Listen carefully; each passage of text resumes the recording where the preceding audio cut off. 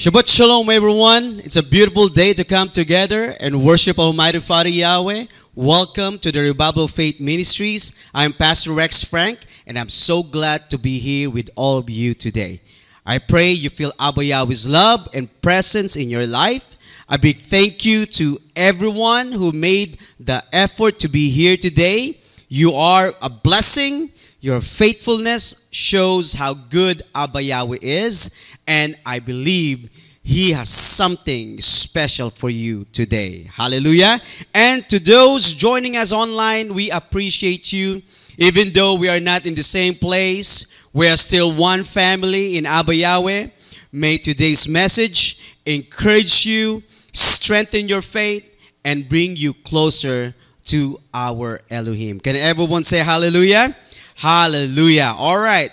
So to start our message today, let's go ahead and open our Bibles to the book of Exodus chapter 5. This was written by Moses, and we see in this passage that Moses and Aaron were standing before Pharaoh with a direct command from our Almighty Father Yahweh. What is this direct command? Let's go ahead and read this. Exodus chapter 5, verse 1 to 2. Let's read. Later, Moses and Aaron went in and said to Pharaoh, "This is what Yahweh, the Elohim of Israel, says. Let my people go so that they may hold a festival or feast for me in the wilderness." But Pharaoh responded, "Who is Yahweh that I should obey him by letting Israel go? I do not know anything about Yahweh. And besides, I will not let Israel go." Let's go ahead and humble ourselves and pray to Almighty Father Yahweh as we receive His word today. Let us pray. Father Yahweh, we come before you with thankful hearts for all you've done for us. Thank you, Father, for bringing us together on this Sabbath day to worship you and to hear your word.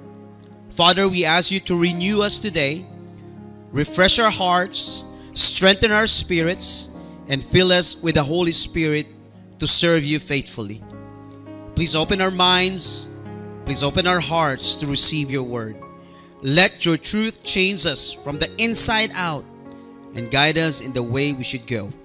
Father Yahweh, we ask you for your wisdom, for understanding. Teach us to live the way you want us to live. Help us show your love, patience, kindness, joy, and peace in our everyday lives. Let every word we hear today encourage us and bring clarity to our hearts. Help us take your word seriously and live it out with purpose. Father Yahweh, please strengthen our faith and keep us close to you. Help us stay firm in our trials, knowing you are our shelter and you are our strength. Thank you for your blessings and for your endless love that never fails. All glory, honor, and praise belong to you. May everything we do, Father, bring glory to your mighty name.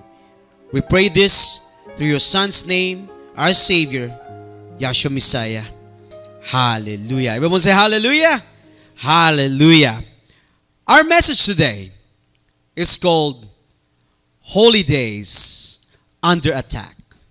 Holy Days Under Attack. Why the enemy strikes before Yahweh's holy days. Friends, let me ask you this question. Have you ever noticed that as we draw closer to Abba Yahweh's appointed biblical holidays, life suddenly becomes more difficult? We experience unexpected problems out of nowhere. Stress levels increase for no apparent reason. You feel physically exhausted, emotionally drained, and even spiritually weak. Some of you, my friends, may have experienced this personally. You are preparing to honor our Almighty Father Yahweh's feast days, and suddenly, boom, you are met with resistance, financial struggles, family conflicts, work pressures, or even health issues that were not there before. Is it just a coincidence? Or is a deeper spiritual battle unfolding behind the scenes as Abba Yahweh's holy days approach? You know what, my friends? Many believers and biblical scholars suggest as Abba Yahweh's appointed times draw near, spiritual battles and challenges become more intense. There's a real battle happening behind the scenes. A struggle between good and evil. Friends, the Bible reveals a clear pattern. Before Abba Yahweh's people can fully worship and obey Him, the enemy strikes first. The enemy brings distractions. The enemy brings challenges and discouragement, trying to weaken people's faith. However, our Almighty Father Yahweh calls us to stand firm, trust in Him, and overcome through His strength. Can everyone say hallelujah? The Bible passage we just read in Exodus chapter 5 is a very important passage because it shows us the enemy's plan and tactics. See, when Moses and Aaron asked Pharaoh to let the Israelites go so they could worship Abba Yahweh, Pharaoh did not just say no. He made their lives even harder. Friends, the Pharaoh increased their burdens, making their lives even harder to discourage them from obeying Abba Yahweh's commands. Let's go ahead and read Exodus chapter 5, verse 6 to 9. And it says, on that day, Pharaoh gave a command to the masters of the slaves and to the leaders of the work. This was the command. Do not give the people any more straw to make bricks. Now they must go and find their own straw. But they must still make the same number of bricks as they did before. Do not let them make fewer bricks. These people are lazy. That is why they are complaining. They say, we want to go and offer sacrifices to our Elohim. Make the work more difficult for them to do. They will have to do very hard work. They will be too busy to listen to the lies of their leaders. Ano po ang nangyari, mga kapatid, mga kaibigan? Kaysa palayain at makapag-observe ng kapistahan ng ating Amang Yahweh ang mga tao, binigyan pa sila ng maraming mga trabaho. Mas mahirap na trabaho. The Pharaoh was discouraging the Israelites from worshiping our Almighty Father Yahweh. Kaya in-increase niya yung workload so they would be too exhausted to even think about obeying Abba Yahweh's feast. So let me ask everyone right now. Tanungin ko po ang bawat isa sa atin. Ano-ano po ang mga bagay na naghihinder sa inyo para makapagbigay ng worship sa ating pong Amang Yahweh? Ano-ano po ang mga bagay na nakakahinder sa inyo para hindi maka-attend, makadalo ng mga banal na araw na itinakda ng ating Amang Yahweh? Is it your work? Your school? Mga personal na gawain? Yung ba yung mga pumipigil sa inyo para hindi ka o hindi po kayo makatupad ng inyong mga tungkulin sa ating Amang Yahweh? Friends, remember that this is the same strategy the enemy uses today. Kung paano po pinigilan ng Pharaoh ang mga Israelites para hindi sila makatupad doon sa mga tungkulin ng ating Amang Yahweh, para hindi sila makaganap doon sa kapistahan, ganito din tayo ngayon na pinipigilan ng kaaway sa ating mga tungkulin sa ating Amang Yahweh. Take a look at this, my friends. This is the reality This is the reality. Before we can truly celebrate Abba Yahweh's feast, there's always a battle. The enemy always brings resistance. He wants to keep us from fully experiencing the joy and the blessings of Abba Yahweh's appointed times. Tama po ba mga kapatid? Look at this, my friends. Have you ever noticed? Tanong ko po sa inyo. Have you ever noticed na bago dumating ang mga kapistahan o mga banal na araw na itinakda ng ating Amang Yahweh, may mga bagay na nakakapag-stress, nakakapag-overwhelm sa ating buhay? Napasin po ba ninyo mga kapatid, mga kaibigan, na habang papalapit ang mga itinakdang banal na araw ng ating Amang Yahweh, tila mas dumarami yung mga pagsubok na ating nararanasan? Kung minsan nga, mas mabilis tayong mapagod, mas madali tayong ma-frustrate. Kung minsan nga mga kapatid, kahit nga dun sa weekly Sabbath preparation, bigla-biglang may makakapag-stress sa'yo or you're feeling mas na exhausted ka. At ito po yung nagiging dahilan para ma-disrupt yung paghahanda mo sa Sabbath day. Nararanasan niyo po ba yan? Sometimes mga kapatid, just before the Passover, just before the Feast of Unleavened Bread, suddenly, may mga nararamdaman kayong mga concerns, physically and emotionally. May mga nararamdaman kang mga kasakitan nung mga nakaraang buwan naman ay hindi, o nakaraang linggo mga kapatid ay hindi mo naman nararamdaman, pero paparating yung mga banal na araw ng ating Amang Yahweh na kanyang itinakda, ngayon nararamdaman mo na. Sometimes before the Pentecost, Feast of Trumpets and Atonements, merong mga family problems na dumarating. May mga relationship problems na nangyayari na nagbibigay sa iyo ng stress, ng distractions. Tapos bago naman dumating yung Feast of Tabernacles, bago dumating yung last great day, may mga work problems naman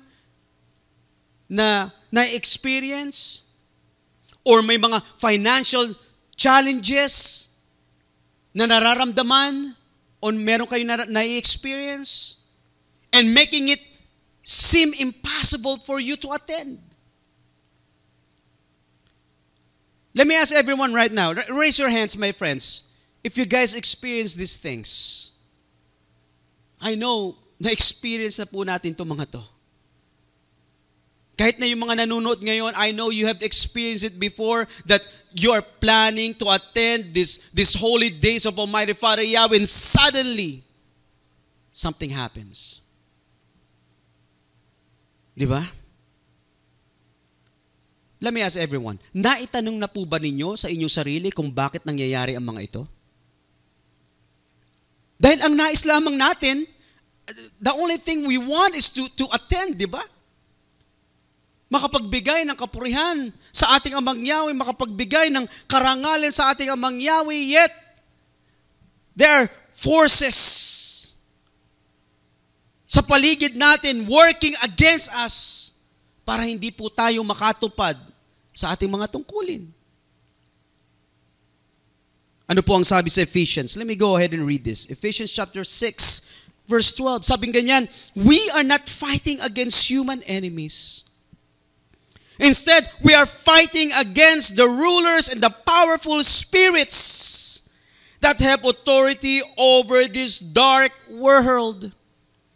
We are fighting against the bad spirits who live in the heavens. Ano po ang mga forces working against us? We are fighting against powerful bad spirits over this dark world. Sabing ganyan. That's why itong mga nangyayaring mga resistance, challenges before the holy days, mga kapatid, hindi po ito accident. These negative spiritual activities are not mere coincidence. This is a strategy straight from the enemy himself. Gawa ito ng kaaway, mga kapatid. Tandaan po natin, mga kapatid, mga kaibigan, the enemy hates and the enemy fears Abba Yahweh's sacred appointed times. Because of that, he will do everything in his power to keep us from attending Abba Yahweh's holy days. Alam niyo, mga kapatid, the enemy's strategy is to overload us with worries. Yan ang gusto niya.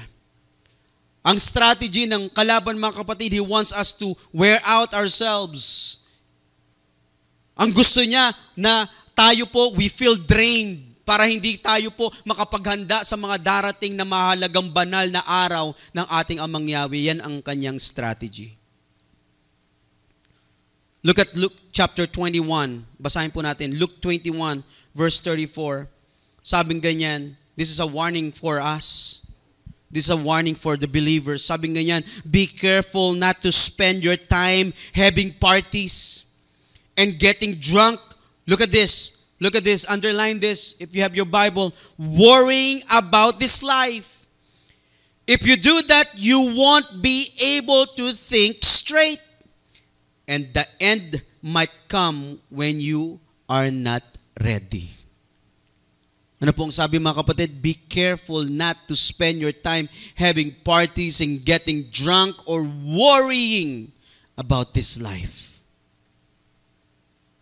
Look at this, my friends. The enemy's goal is to distract us with life's pressures and busyness. Tandaan po natin yan. Keeping us spiritually unprepared for Abba Yahweh's appointed times. Ang nais ng kaaway, mga kapatid, mapuno tayo ng mga alalahanin. Ang nais ng kaaway, mga kapatid, mapuno tayo ng mga personal na gawain, mapuno tayo ng stress para hindi tayo makatupad sa ating mga tungkulin sa ating Amang Yahweh. Yan ang nais ng kaaway. Alam niyo kung bakit? Because the enemy knows that Abba Yahweh's appointed holy days are very, very powerful. Kaya niya nga tayo piniprevent na maka-attend ng mga appointed times. Dahil alam niya, this is a powerful event. It blesses, it restores, and strengthens those who keeps them. Tandaan po natin yan. Kaya nga yung kaaway, mga kapatid, pilit nga tayong inilalayo. Pilit niyang dinidistract tayo para hindi po tayo maka-attend ng mga banal na araw na ito. Listen to this, my friends. The enemy only attacks what he fears. Let me say that again. The enemy only attacks what he fears. Kung ano po ang kinakatakutan ng kaaway, iyon ang inaatake niya. And if the enemy is attacking Abba Yahweh's holy days, that must mean these holy days are powerful. Tama po ba? And that's why the enemy fights hard against Abba Yahweh's sacred times, because these holy days are powerful, life-changing, and filled with His presence. Can everyone say hallelujah? Hallelujah. Here's what we need to understand, my friends. Here's what we need to understand. Abba Yahweh's appointed feast, Abba Yahweh's appointed times are not just traditions of the past. They are holy appointments with Abba Yahweh Himself. These holy days were commanded by Abba Yahweh Himself, my friends. And we need to observe this perpetually. Kapag sinabi po nating perpetually means continuously or without interruption. Nakita niyo mga kapatid? Without interruption.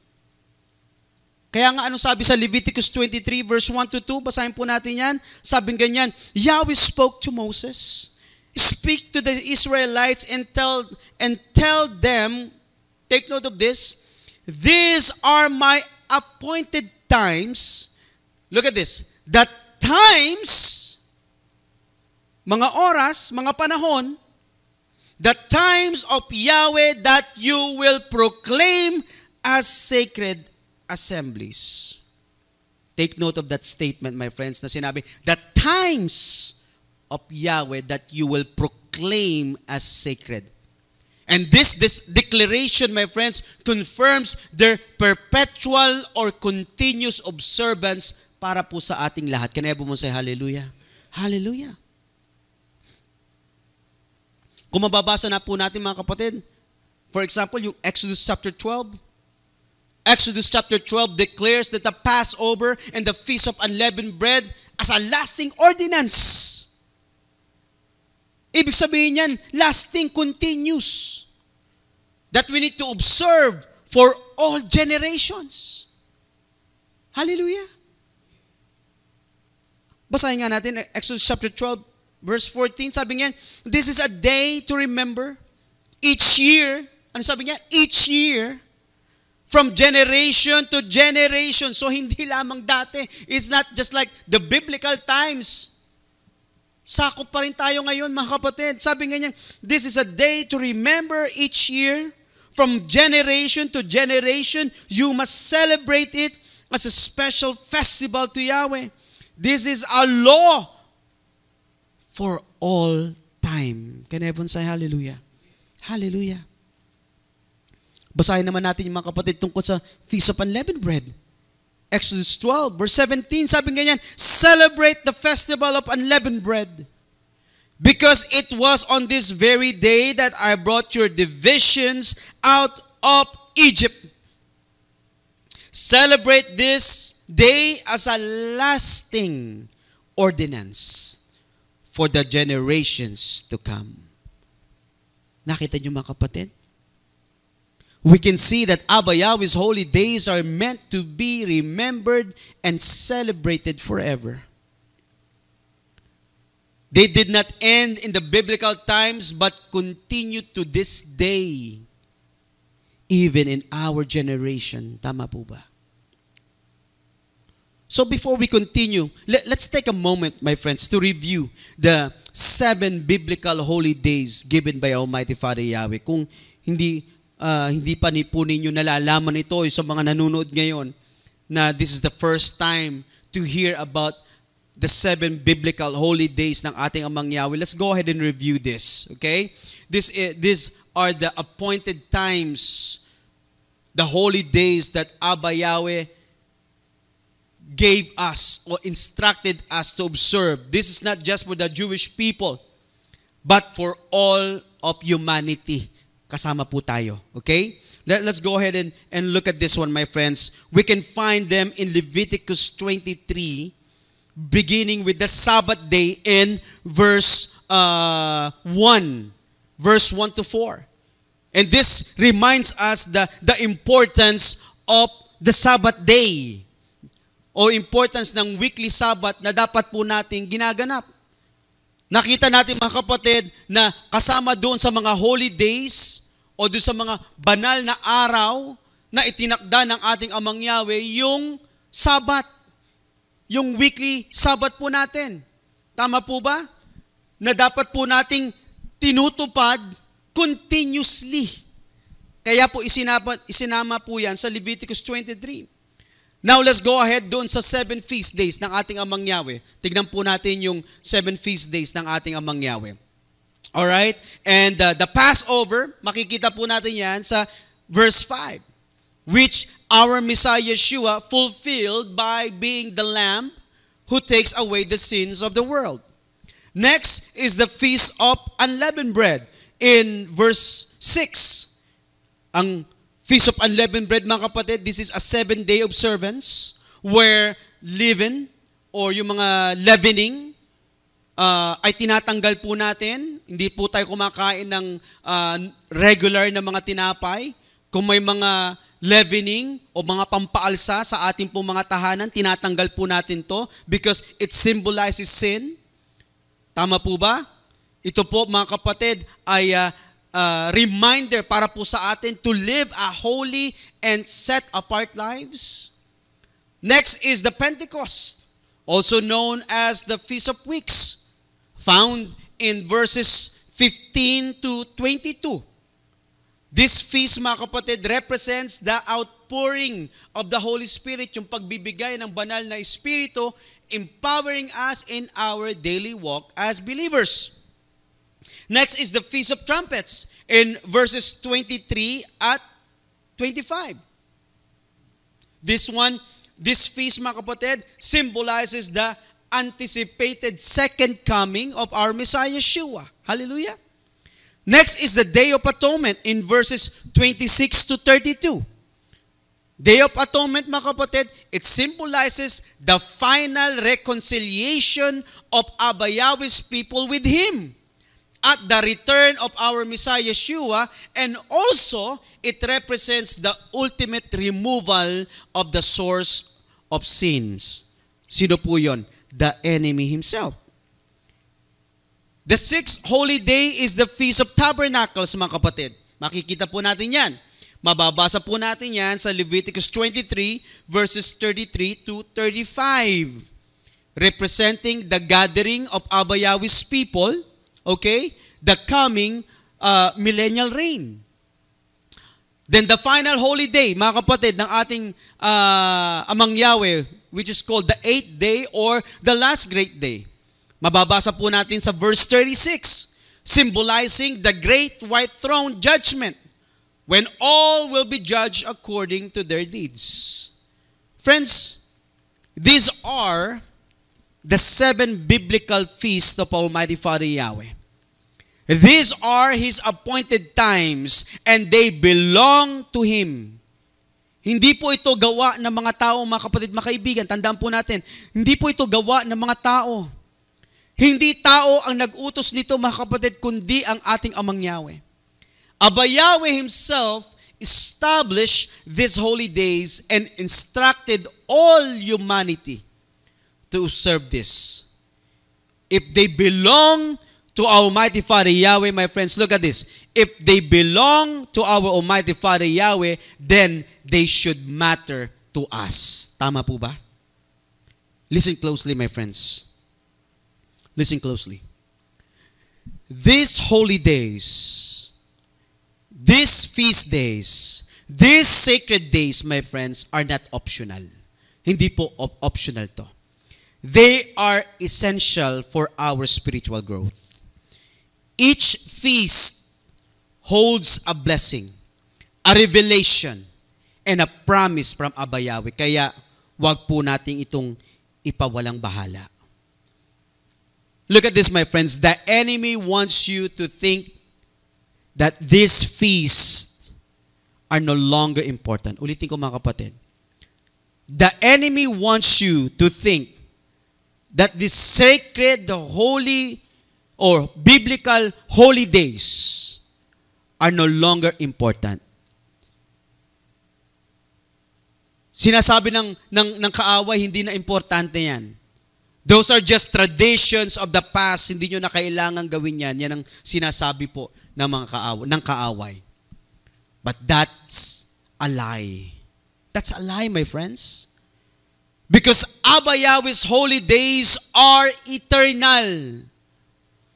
Because Abba Yahweh's holy days are prophetic and filled with His power. Can everyone say hallelujah? That's why, my friends, the world may say these holy days are not necessary sa ating buhay. Subalit iba po ang sinasabi ng ating Amang Yahweh tungkol sa mga banal na araw na ito. These are very, very important para sa kanyang mga anak. And Abba Yahweh calls us to observe these holy days because they are sacred moments when He personally meets with us. Can everyone say hallelujah? Hallelujah. These holy days, my friends, are holy appointments where Abba Yahweh pours out His physical and spiritual blessings. Taas ng kamay mga kapatid kung gusto natin ng physical and spiritual blessings. Lahat tayo gusto nating maka-receive ng mga pagpapala ng ating Amang Yahweh. Tama po ba? And that's why we must prepare and attend and observe all these feasts. Hallelujah. We must be obedient sa command po ng ating Amang Yahweh. Sabi po sa Psalm chapter 1, verse 1 to 2, ganito po pagkakasabi, if someone does not do what the wicked people tell him to do, if he does not join with sinners, if he does not meet with those who laugh at Yahweh, Yahweh has blessed that person. He is happy when he obeys the law of Yahweh. He thinks about Yahweh's law during the day and at night. Can everyone say hallelujah? Hallelujah. Those who love and follow Abba Yahweh's commands, including observing and honoring His holy days, anong sabi? Will receive overflowing blessings. So no matter what the enemy does, my friends, we will honor Abba Yahweh's holy days. No matter what the enemy does, we will prepare, we will rejoice, and we will celebrate them with faith and obedience. Hallelujah! Maging matibay po tayo. Huwag po tayong magpa-apekto sa mga gawa ng kaaway. Friends, it's time to rise up. It's time to stand our ground. It's time to defend Abba Yahweh's holy days. Ano po ang sabi sa Ephesians chapter 6, verse 11, my friends, sabi ganyan, use all the help that Yahweh gives to us. Then you can be like a soldier who fights against the devil. You must put on the whole armor that Yahweh gives to us. The devil attacks us in clever ways. Sabing ganyan. And we need to be strong. Ano pong sabi mga kapatid? We need to be strong. We need to be strong. Hallelujah. The more napapalapit po ang mga banal na araw na itinakda ng ating Amang Yahweh, dapat mas lalo tayong magpatatag ng ating pananampalataya. The more na mas papalapit na ang mga banal na araw ng ating Amang Yahweh, mas kumapit po tayo sa ating Amang Yahweh. Kung ang kaaway nga, mga kapatid, di ba? Look at this. Kung ang kaaway nagsusumikap na pagilan tayo para hindi tayo makatupad sa mga holidays na ito, dapat mas lalo tayong maging determinadong maka-attend sa mga nakatakdang banal na araw ng ating Amang Yahweh. Tama po ba? As the Passover commemoration approaches, malapit na po yan, mga kapatid. Malapit na yan. The enemy will try to attack you or attack us emotionally, spiritually, and physically. Tandaan po natin yan. And that's why I encourage everyone to stand against the work of the enemy. These coming weeks, my friends, this week will be critical. Ito mga dadaang mga araw, mga kapatid, this is gonna be critical. The enemy will use every strategy and scheme to keep you from partaking the upcoming Passover commemoration on April 12. At pipigilan kayo mga kapatid ng kaaway na makapag-celebrate ng Feast of Unleavened Bread. Tandaan po natin yan. That's why it's very critical. These coming days will be critical, my friends. And that's why stay vigilant. That's why I encourage everyone to stand firm in faith. Mas patatagin pa natin mga kapatid ang ating pananampalataya sa ating Amang Yahweh. Tama po ba? Because the enemy will strike. Let me show you some of the enemy's spiritual attacks during Passover. So everyone can clearly see how he uses spiritual warfare to disrupt and interfere with these sacred days. Well, kanina mga kapatid, first nakita natin yung sa Exodus chapter 5. Tama po ba? Kung paano ginamit ng kalaban si Pharaoh to prevent the Israelites from observing Abba Yahweh's holy days. Ito yung unang Passover, di ba? Na naganap sa Bible. Before the first Passover, Abba Yahweh sent plagues upon Egypt. Dahil po sa katigasan ng puso ng Pharaoh, dahil ayaw niyang makapag-feast, makapag-worship yung kanyang mga anak. And this was a direct confrontation between Abba Yahweh and the false gods of Egypt. Ano po ang sabi sa Exodus chapter 12 verse 12? Basahin po natin. Sabi ganyan, "Tonight I will go through Egypt and kill every firstborn man and animal in Egypt. In this way I will judge all the gods of Egypt and show them that I am Yahweh." Can everyone say hallelujah? Hallelujah. Another biblical account that reveals how spiritual attacks intensify during Abba Yahweh's holy days can be found in Daniel chapter 10. Daniel chapter 10. This passage shows how the enemy actively resists divine plans, especially during sacred times. Mababasa natin mga kapatid in Daniel chapter 10 which likely took place during Passover and the Feast of Unleavened Bread. We can read how the prince of Persia, a demonic principality, preventing the angel from reaching Daniel to deliver Abba Yahweh's answer to his prayer. Di ba? Nabasa po natin na yan? Alam po natin ang kwentong yan? Sabi po sa Daniel chapter 10, Daniel chapter 10 verse 2 to 5, sabi ganyan, "At the time, I, Daniel, had been very sad for 3 weeks. I did not eat any fancy food or meat or drink any wine or use any perfume oil for 3 weeks." Sabi ganyan. "On the 24th day of the first month," nakita niyo mga kapatid, sabi ganyan, "On the 24th day of the first month," this is Abib, "I was standing beside the great Tigris River. While standing there, I looked up and saw a man dressed in linen clothes with a belt of fine gold wrapped around his waist." Now, let's examine the timeline, mga kapatid. Tingnan natin yung timeline na ito. See, Daniel began fasting and praying, seeking Abba Yahweh's guidance for Israel's future, because the nation was faced with great opposition. It took 21 days mga kapatid, or 3 weeks before the angel was finally be able to reach him. So nag-fast si Daniel mga kapatid ng 21 days, and on the 24th, the angel came to Daniel. This means mga kapatid, makikita nyo, Abib, sabi, Passover is the 14th, Feast of Unleavened Bread is on what? The 15th.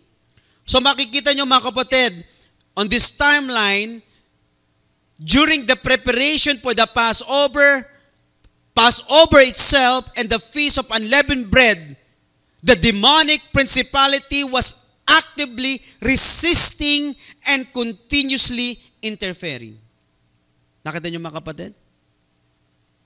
He was interfering saan? Doon sa pagpunta noong angel. The enemy was actively blocking the angel from reaching Daniel, delaying the message that would explain and answer Daniel's concern about Israel's future. And this reveals a powerful truth.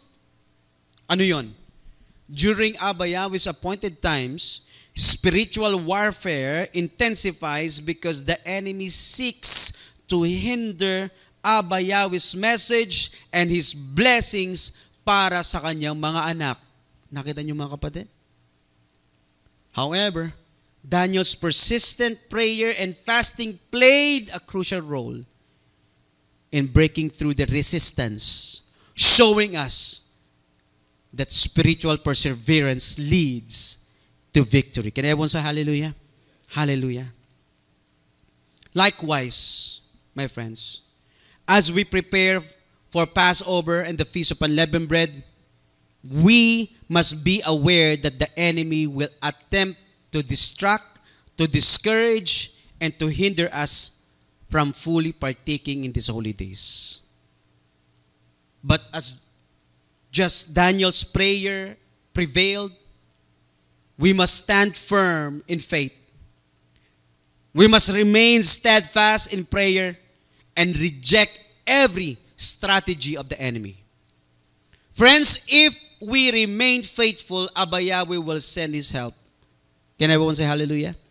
If we remain faithful, Abba Yahweh will strengthen us and He will reveal His will in greater ways during these sacred times. That's why, my friends, we must continue to observe these holy days, these biblical days ng ating pong Amang Yahweh. So we've seen, mga kapatid, biblical examples from the Old Testament of how the enemy interferes with Abba Yahweh's appointed times. Now, let's go ahead and turn to the New Testament naman.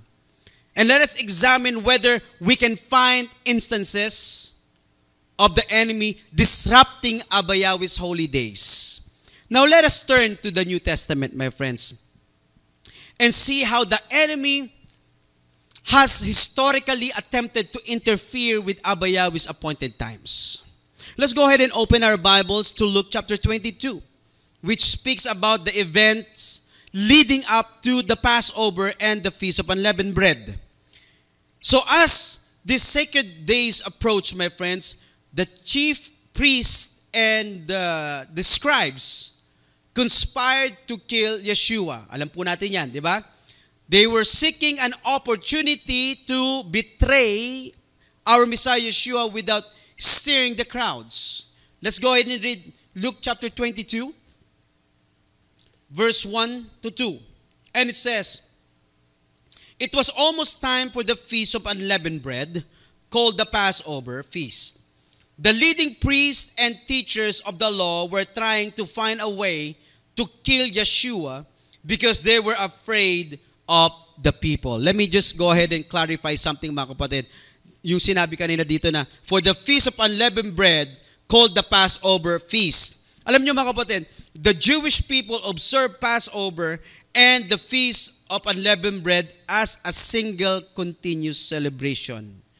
Yan ang pong ginagawa nila. Pero, before, you can read that in different references that before, mga kapatid, separate yan. Which is yan yung ginagawa natin. That is the original intent ng Passover at ng Feast of Unleavened Bread. Magkahiwalay po yan. Pero po, sa mga Jewish people na ginagawa nila ngayon, they combine it together. So, dito po sa Luke 22 verse 1 to 2, nakita po natin, mga kapatid, that the enemy moved through deception, manipulation, and fear to turn the people against Yeshua. The enemy also used Judas para mapatay po si Yeshua Messiah. Let's go ahead and continue to read Luke chapter 22 verse 3 to 6. Basahin po natin yan. "Then Satan entered Judas Iscariot, one of the 12 apostles. Judas went to the chief priest and the temple guards and discussed with them how he could betray Yeshua. They were pleased and agreed to give him some money, so Judas promised to do it. He kept looking for an opportunity to betray Yeshua to them when there was no crowd." Are you seeing this, my friends? Are you seeing this? Look at this. The negative spiritual activities increased, intensified, while the Passover and Feast of Unleavened Bread were approaching. The enemy used every scheme and every strategy to put our Messiah Yeshua to death, all during the Passover. He was unaware. The enemy, look at this, my friends. The enemy was unaware that Abba Yahweh had a greater purpose behind it all. Tignan natin, mga kapatid. Tignan natin. Look at this, my friends. I truly believe that Satan did not fully understand the ultimate purpose of Yeshua's sacrifice. Alam natin may kaalaman yung kalaban tungkol sa mga kasulatan. May kaalaman siya doon sa mga ibang mga plano ng ating Amang Yahweh, ngunit hindi lubos na nauunawaan ng kalaban yung plano, yung saklaw na banal na plano ng ating Amang Yahweh. Look at this. If Satan knew that Yeshua's death would fulfill Abba Yahweh's plan, ano yung plan ng ating Amang Yahweh? Freeing us from sin and gifting us with eternal life, would not the enemy have tried to stop it? Think about that. Para hindi po mamatay si Yeshua Messiah, tama po ba? Kung alam niya mga kapatid na yung pag namatay ang ating Messiah Yeshua, mapupulfill yung plano ng ating Amang Yahweh, ihihinto niya yun. Pero nga hindi niya alam. Tama po ba? I believe that Satan did not fully understand the ultimate purpose of Yeshua's death. Ang akala niya siguro mga kapatid na kapag namatay na si Yeshua Messiah, tapos na ang plano ng ating Amang Yahweh at wala nang pag-asa ang mga tao. But the enemy was totally wrong. He was wrong. Kaya ano po ang sabi ni Apostle Paul, mga kapatid, sa 1 Corinthians chapter 2, verse 7 to 8, sabing ganyan, we speak of Yahweh's hidden and mysterious wisdom that Yahweh decided to use for our glory long before the world began. Look at this, my friends. Verse 8. Tignan po natin. Anong sabi? The rulers of this world did not know anything about this wisdom. If they had known about it, they would not have nailed the glorious master to a stake. Ano po ang sabi mga kapatid, mga kaibigan? Kung nauunawaan lamang o naunawaan lamang ng namumuno sa mundong ito, sino ba namumuno sa mundong ito ngayon? Di ba yung kalaban? Di ba?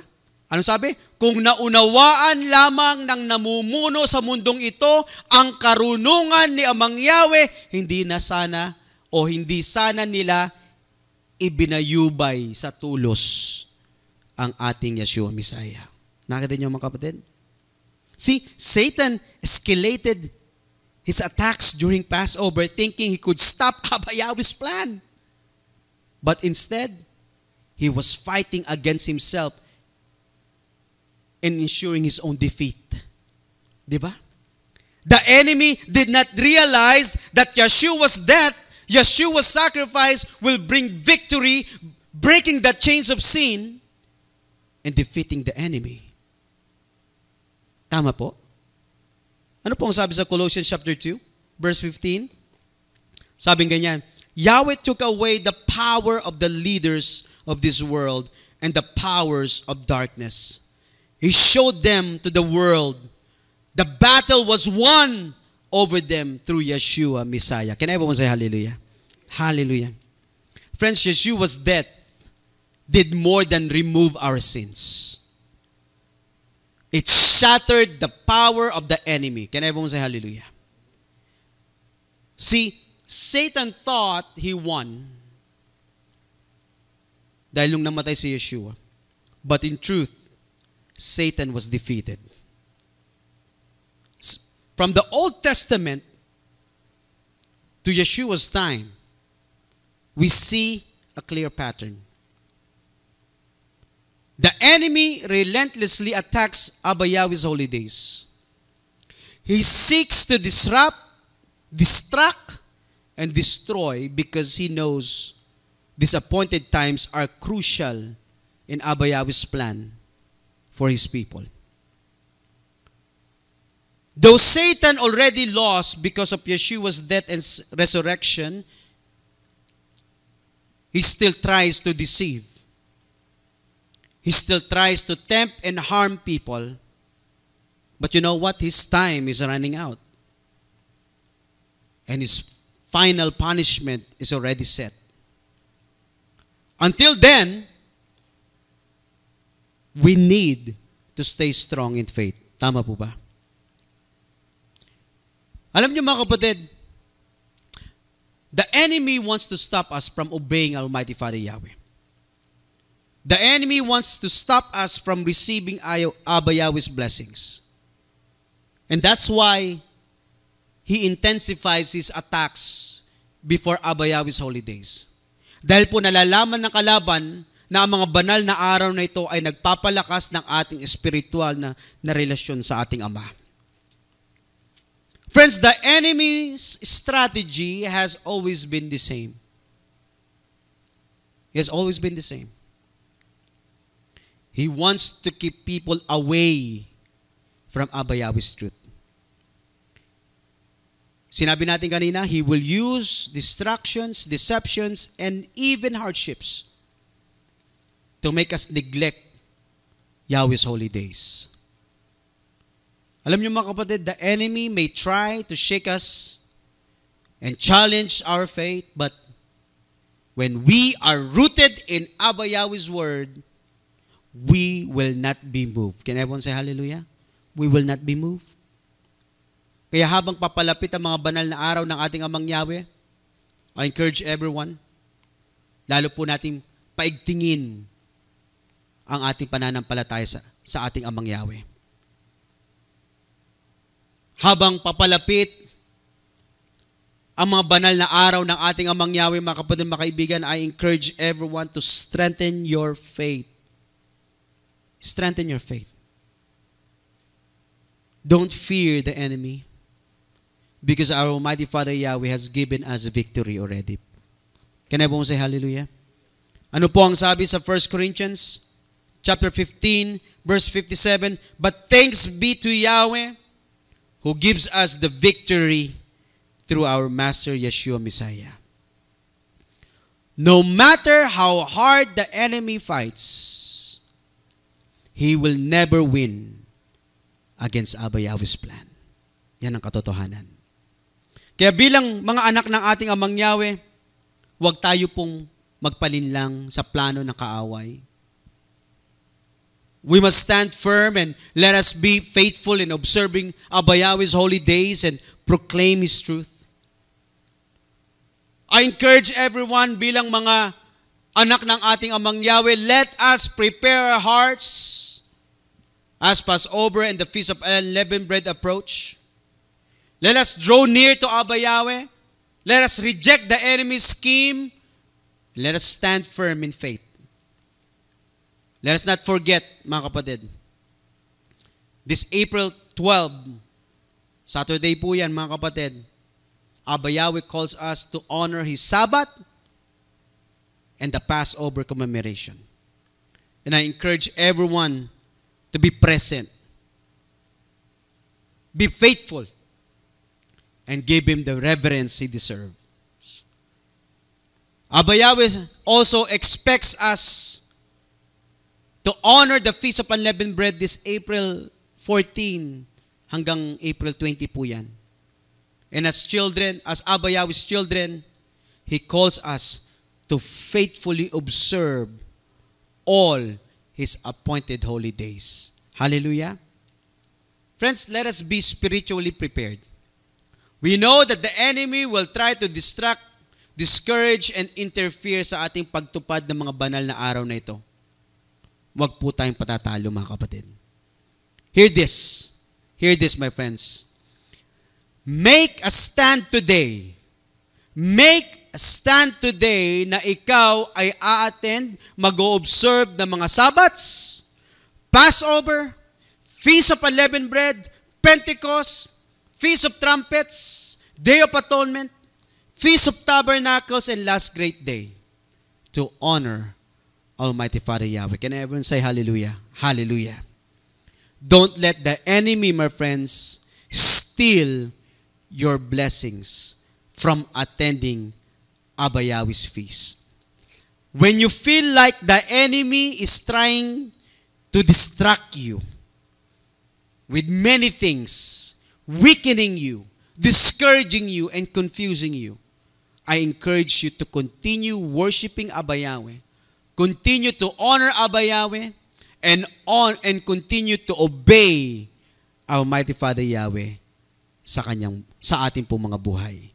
Remember this, Abba Yahweh equipped us to fight back against the enemy. He called us to stand strong, and remember that Abba Yahweh has chosen us to overcome. Everyone say hallelujah? Hallelujah. As a closing passage, let's go ahead and read 1 Corinthians chapter 16, verse 13 to 14. Ganito po ang pagkakasabi, be on your guard. Stand firm in the faith. Be courageous. Be strong. Do everything in love. Friends, let us stand firm in Yahweh's truth. Let us walk in His victory. And let us all celebrate His holy days with joy, obedience, and a faithful heart. Hallelujah! Sumainyo nawa ang kapayapaan, pag-ibig at pananampalataya na nagbumula sa ating Amang Yahweh at sa ating Messiah Yeshua. Pagpalain nawa ng ating Messiah Yeshua ang lahat na nagmamahal sa Kanya ng tapat. Ebo mo say hallelujah? Hallelujah! Tumayo po tayo at tayo po'y manalangin. Heavenly Father Yahweh, thank you for speaking to us today. May these words and lessons be planted deeply in our hearts and in our minds, and help us to apply them in our lives. Father Yahweh, thank you for opening our eyes to the truth about your holy days, and for reminding us that the enemy always tries to stop us from drawing closer to you. Father, we know that life gets harder as we prepare for your appointed times.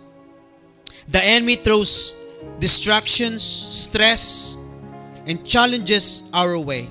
But today, we choose to stand strong. Father Yahweh, we declare today that we will not be discouraged from obeying you.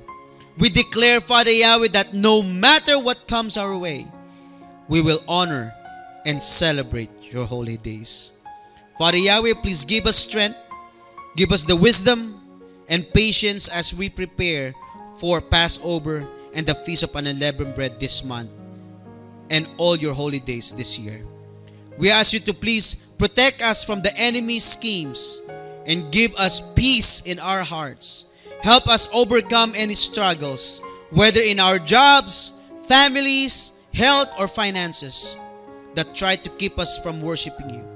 We ask that you bless everyone here today. You see our needs, Father Yahweh. You are seeing our burdens. You know our battles. That's why we ask, Father Yahweh, to give us the courage to trust in you completely. Fill us with your joy. Guide our all decisions. And please strengthen our faith. Let nothing stop us, Father Yahweh, from obeying you and experiencing the blessings that come with it. Father Yahweh, as we leave this place, may we hold on to your word and walk in your truth. No matter what the enemy does, we know that you are greater and we already have victory through our Messiah Yeshua. Once again, Father Yahweh, we thank you and we bring back all the glory and praise to your wonderful and powerful name. And we ask all of these things through your Son's name, our Savior, Yahshua Messiah. Hallelujah. Everyone say hallelujah. Let's go ahead and stand up and receive Abba Yahweh's blessings. Yavareka ka Yahweh v'yishmereka. Yair Yahweh panavileka v'kunika. Yesa Yahweh panavileka v'esem leka shalom. May Yahweh bless you and keep you. May Yahweh make shine His face on you and be gracious to you. May Yahweh lift up His face unto you and give you peace. Happy Sabbath, everyone. Hallelujah.